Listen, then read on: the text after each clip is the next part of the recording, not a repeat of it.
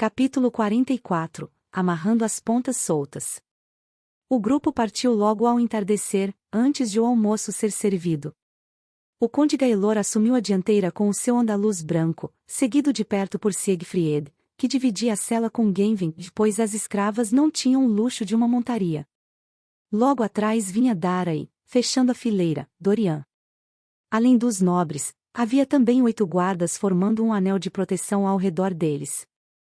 O barão Frost vinha a pé atrás da fileira, as mãos amarradas atrás das costas, enquanto o último dos guardas puxava uma corda enrolada ao seu pescoço, de vez em quando dando puxões para fazê-lo se apressar. Depois do testemunho de Dara contra ele, o velho confessou seu crime. Para poupar a si mesmo de alguma tortura, Siegfried sabia.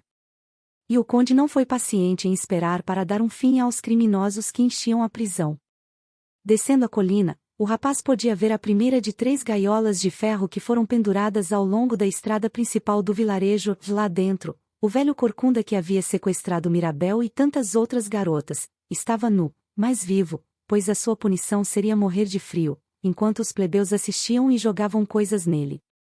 As outras 2 gaiolas estavam longe demais para ver, mas sabia que a cena era a mesma: os outros 2 líderes do mercado de escravos ilegais, uma mulher gorda e um velho estudioso, ambos nus, vivos e esperando que o inverno os reclamasse. Quando chegaram em frente ao templo de Helion, os guardas estavam descendo o último dos 9 criminosos enforcados por sequestro e tráfico ilegal de escravos. Ao verem que o conde se aproximava, os homens se apressaram em jogar o corpo em uma carroça, junto com os outros 8, e partiram, abrindo caminho pela multidão agitada. Então o grupo parou às portas do templo. Siegfried ajudou Genvin a desmontar, por ordem do conde. Ela tinha voltado a usar as correntes. Um pouco mais afastada, percebeu que Dara não havia desmontado, e provavelmente nem seria capaz de fazer isso sozinha. Tinha escolhido um vestido de lã azul que chegava aos tornozelos e uma capa de lã negra com capuz para protegê-la do frio, mas tanto tecido a impedia de desmontar sem correr o risco de cair. Aqui, disse Siegfried, estendendo a mão para ajudar a garota. Ela aceitou e o rapaz pôs a outra mão em sua cintura, ajudando ela a descer do cavalo, mas assim que desmontou, Dara se agarrou firme ao seu braço e não soltou, enquanto Dorian lançava olhares irritados ao casal. Podia pelo menos esperar até a execução do nosso avô terminar, disse Dorian, antes de se esfregar no assassino dele.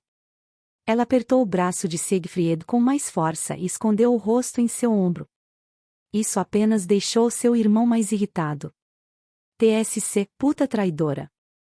Disse, e então se afastou a passos largos. A execução começou alguns minutos depois. Já havia, pelo menos, meia centena de plebeus quando eles chegaram, mas de alguma forma haviam dobrado de tamanho ao saberem que um fidalgo seria executado. Até onde a vista alcançava, as ruas estavam lotadas e todas as janelas abertas. A multidão comemorou e gritou insultos enquanto 2 guardas traziam o barão Frost e o carrasco vinha logo atrás, com seu machado e uma tábua de madeira, o rosto oculto por baixo de um pano preto.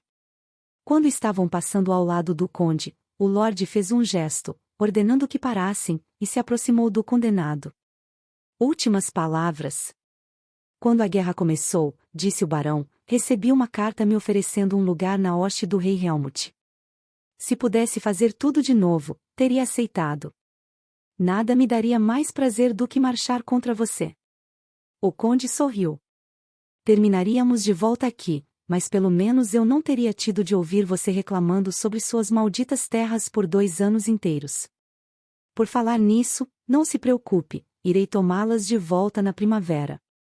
Seu desgraçado, filho da... Quando o barão se descontrolou e tentou atacar o lorde, os guardas que o escoltavam quebraram seu braço com um estalo horrível e o arrastaram até o estrado. Ele não resistiu quando os soldados o fizeram se ajoelhar e puseram sua cabeça na tábua de madeira, com o pescoço apoiado em uma fenda. Pelo crime de traição, gritou um guarda de cabelos lisos e grisalhos, para que os presentes pudessem ouvi-lo, o barão Castor Frost, pela autoridade de sua graça, o conde Alvin Gaelor, protetor do condado, foi sentenciado à morte por decapitação. A multidão gritou insultos e jogou coisas, até que o carrasco se aproximou. Quando o machado desceu, Siegfried sentiu as unhas de Dara afundarem em seu braço, fazendo-o sangrar um pouco, mas ela não desviou os olhos, nem mesmo quando foram necessários outros 2 golpes para terminar o serviço. Cê tá bem? É eu. Anham. N não é nada. Mas quando o carrasco pegou a cabeça do barão e mostrou para a multidão, o rosto dela ficou tão pálido que era como se também estivesse morta. E finalmente acabou. Ele podia ser um traidor, mas ainda era pai da minha esposa, disse o conde ao carrasco, logo antes de partirem. Pendure a cabeça junto com os outros, mas queime o corpo. Não o quero ver apodrecendo. Como quiser, vossa graça. Siegfried ajudou dar a montar e então todos voltaram para o salão em silêncio. Quando chegaram, o almoço já tinha começado a ser servido, peixe assado com temperos, batata e cebola, junto de canecas de cerveja para engolir tudo. Mas eram poucos aqueles com apetite. A condessa deu apenas algumas mordidas em seu prato, mesmo tendo recebido o melhor dos peixes. Ao invés disso se concentrou em beber mais e mais taças de vinho, mas era uma dama e, mesmo no luto, sabia sua posição. Tão logo começou a ficar bêbada, se retirou para o quarto e não voltou a aparecer pelo resto do dia. Emélia também estava sem fome, ou talvez não tivesse tempo de comer, já que algumas servas, mais ou menos da sua idade, estavam rodeando a garota como se fossem abutres. Agora que a Brina estava presa e aguardando sua sentença, todas queriam tomar o seu lugar como amiga fiel da filha do conde. Mas não pareciam estar tendo êxito algum nisso. De repente, Igmar se levantou da sua mesa, com o rosto vermelho do álcool, e atravessou o salão até o trono. Então já tá na hora. Siegfried bebeu um gole de cerveja e observou.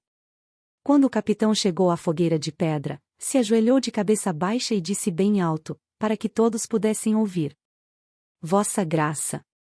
A curiosidade dominou a todos rapidamente, e o falatório logo morreu, enquanto prestavam atenção ao que Igmar dizia. Eu falhei em ver os traidores que dormiam sob estes tetos e permiti que vossa família fosse alvo de suas conspirações vis. Não sou digno de servi-lo. Eu humildemente renuncio à minha posição e aceito qualquer punição que o Senhor julgar adequada. Levante-se, meu velho amigo. A traição não foi sua. É um homem leal e honrado, a sua falha não muda isso. Eu não aceito sua renúncia. É por minha honra e lealdade que faço esse pedido, vossa graça. Não poderia viver com tal mancha em meu orgulho. Se meu cargo não é o bastante para expiar meu fracasso, então peço que me diga o que devo fazer. O conde fingiu-se pensativo por um momento e então deu sua resposta. Vejo que está decidido. E compreendo bem o peso do orgulho ferido. Pois bem. Se está tão determinado, não serei eu a lhe negar a chance de reparar sua honra. Herada e seus rebeldes revelaram-se uma ameaça muito mais ousada e traiçoeira do que mesmo os meus sonhos mais loucos seriam capazes de prever. Manipularam a mente do pai de minha esposa, fizeram dele um traidor e tramaram o sequestro de minha doce sobrinha, Mirabel. Creio que já está na hora de arrancá-los do buraco onde se esconderam, e que homem melhor para a tarefa do que você. Eu humildemente aceito a missão, vossa graça. E pela minha honra, juro, não voltarei a mostrar meu rosto neste salão até que a cabeça de Herada e seus homens estejam em minhas mãos. O que será muito em breve, não tenho dúvidas. E não se preocupe, conheço o homem certo para proteger o salão em sua ausência. Siegfried. O rapaz se levantou e foi até o trono, enquanto todos o observavam, a maioria boquiaberta, mas não surpresa. Quando chegou ao lado de Igmar, se ajoelhou para o conde. Vossa graça. Levante-se. Ordenou o lorde.